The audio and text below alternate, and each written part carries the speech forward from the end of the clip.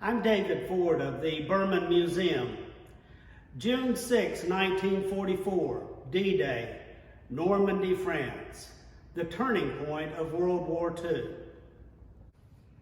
Today, the beaches there are peaceful, but all those years ago, it was a place of death for so many. For me, standing on those same beaches just a few months ago really brought history to life.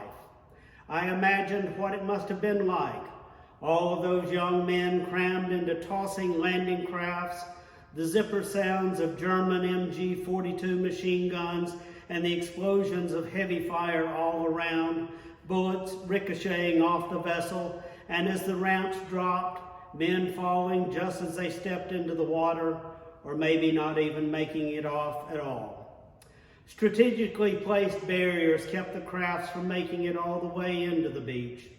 To a young man thousands of miles from home, the fear had to be overwhelming, or perhaps adrenaline covered that fear. They had nowhere to go except forward, and they did. Somehow they pushed ahead. For many of those who never made it beyond that point, they rest now in a sacred place above the beaches. Row after row of perfectly pointed crosses mark their spots.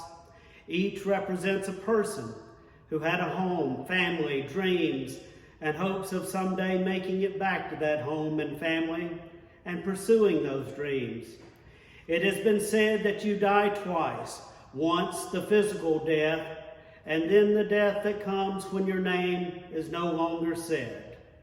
As I made my way through the cemetery, I read the names on those stones out loud as fast as I could.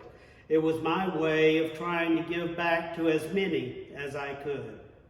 They were part of the generation called on to save the world, and save the world they did.